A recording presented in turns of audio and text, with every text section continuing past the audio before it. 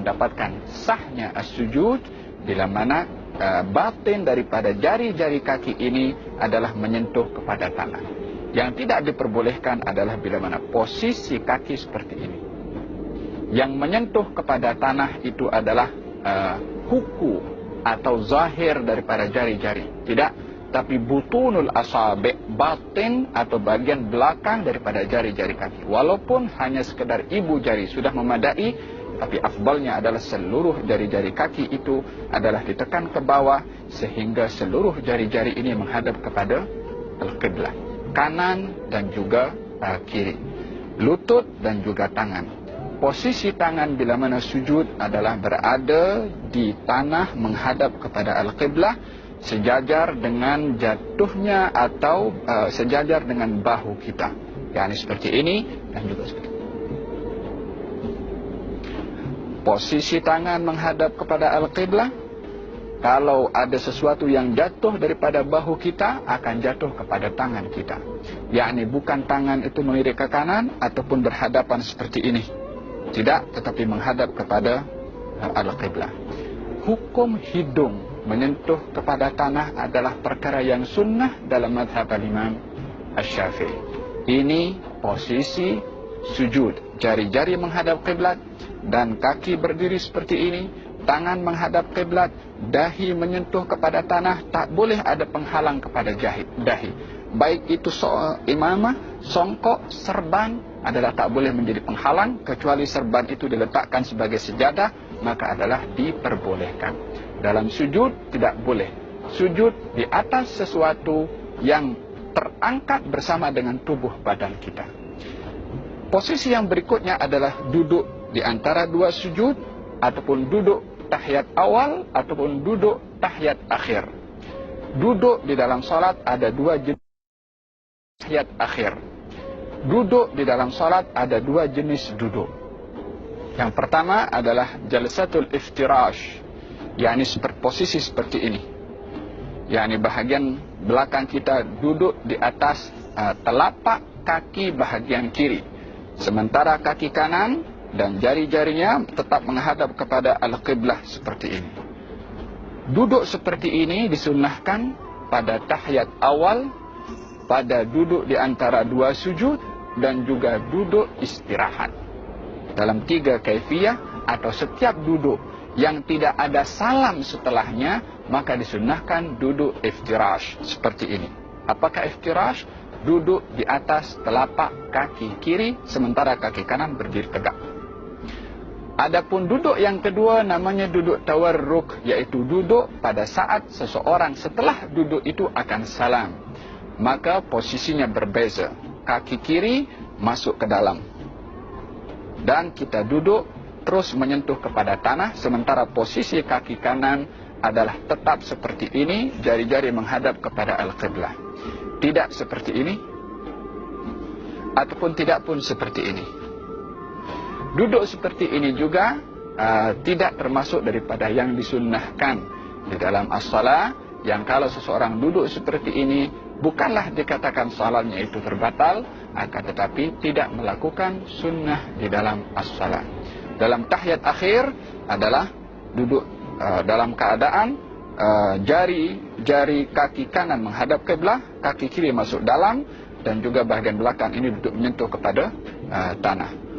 Posisi tangan ketika berada dalam keadaan at-tahiyat adalah baik tahiyat awal ataupun tahiyat akhir, jari-jari kiri berada pada bahagian lutut paha kiri, dan jari-jari kanan berada dalam keadaan digenggamkan seperti ini, kecuali dua jari, jari telunjuk dan juga jari atau ibu jari. Jari telunjuk dan juga ibu jari. Cara yang digalakkan atau disunnahkan dalam madhab al-Imam Syafi'i adalah bila mana seseorang itu ingin mengangkat ataupun at-tahiyat, katalah tahiyat awal atau tahiyat akhir, posisi telapak tangan kiri berada tepat pada lutut, telapak tangan tepat juga berada pada lutut, 3 jari daripada tangan kanan digenggamkan, kecuali ibu jari dan juga jari telunjuk yang berada dalam posisi seperti ini. At-tahiyyatul mubarakatus salawatut tayyibatu lillah. Assalamu alayka ayyuhan nabiyyu wa rahmatullahi wa barakatuh. Assalamu alayna wa ala ibadillahis salihin. Asyhadu an la ilaha illallah. Bila mana sebut illallah, barulah tangan atau jari-jari telunjuk ini diangkat dan jari atau ibu jari berada di dalam dua keadaan. Boleh seperti ini, yakni menyentuh kepada jari telunjuk di bawah, ataupun boleh seperti ini, yakni menyentuh kepada jari yang tengah. Posisi ibu jari boleh menyentuh jari tengah, atau posisi ibu jari boleh menyentuh kepada jari telunjuk. Ini posisi kepada ibu jari. Adapun jari telunjuk berada dalam keadaan diangkat, tidak terlalu diangkat seperti begini, ataupun tidak lurus tetapi menunduk ke bawah sedikit. Asyhadu an la ilaha illallah, atau begini atau begini. Dua kaifiyah ini adalah ada di dalam cara melakukan at-tahiyyat. Perlukah seseorang menggerakkan jari-jarinya ketika berada dalam keadaan tahiyat awal atau tahiyat akhir?